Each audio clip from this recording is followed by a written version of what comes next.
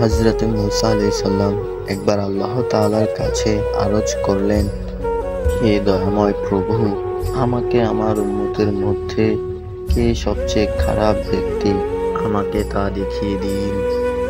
অদৃশ্য থেকে আওয়াজ এলো, আগামীকাল সকালে তুমি পথের ধারে বসে থেকো।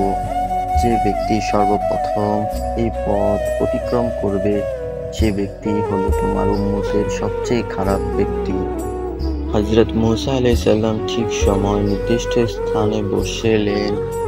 কিছুক্ষণ পর দেখলেন একজন ব্যক্তি একটি ছোট ছেলে কোলে করে তাকে অতিক্রম করলো। হযরত মুসা আলাইহিস সালাম তাকে দেখে মনে মনে বললেন, ওই ব্যক্তিটি হয়তো আমার উম্মতের মধ্যে সবচেয়ে খারাপ। কিছুক্ষণ পর হযরত মুসা আলাইহিস সালাম এর ইচ্ছা হলো তার উম্মতের সবচেয়ে ভালো ব্যক্তিকে দেখার। আল্লাহর নিকট এবার আরজ করলেন, হে দয়াময় প্রভু, এবার আমার উম্মতের মধ্যে কে সবচেয়ে ভালো ব্যক্তি, আমাকে দেখান। আওয়াজ এলো, হে মুসা, পথের ধারে বসো। সন্ধ্যাবেলায় যে ব্যক্তি সর্বপ্রথম আসবে সেই তোমার উম্মতের মধ্যে সবচেয়ে ভালো। সন্ধ্যার সময় হযরত মুসা তার নির্দিষ্ট স্থানে বসলেন।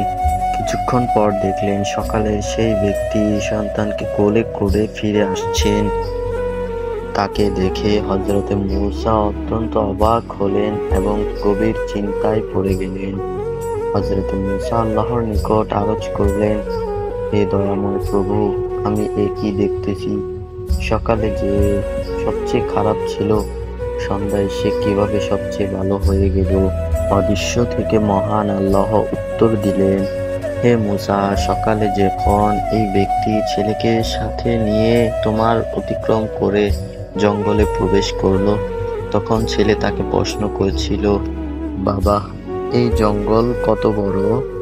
সে ব্যক্তি উত্তরে বলেছিল, অনেক বড়। ছেলে আবার প্রশ্ন করলো, বাবা, জঙ্গলের থেকে কি বড় কোনো কিছু আছে? তখন বাবা বলেছিল, হ্যাঁ, ওই পাহাড়গুলো জঙ্গল থেকেও বড়। ছেলে পুনরায় প্রশ্ন করলো, পাহাড় থেকে কি বড় কিছু আছে?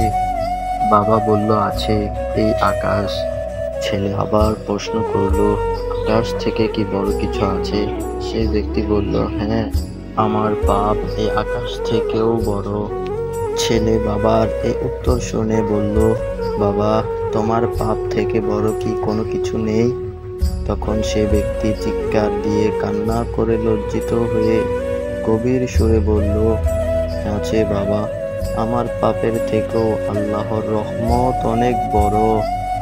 আল্লাহ বলেন, হে মুসা, এই ব্যক্তির পাপের অনুভূতি ও অনুশোচনা আমার এত পছন্দ হয়েছে যে আমি তাকে তোমার উম্মতের সবচেয়ে খারাপ ব্যক্তি থেকে ভালো ব্যক্তি বানিয়ে দিয়েছি। আল্লাহু আকবার। আল্লাহর রহমত থেকে কখনোই নিরাশ হবেন না। আপনার পাপ যত বড়ই হোক না কেন, আল্লাহর রহমত তার চেয়েও বড়।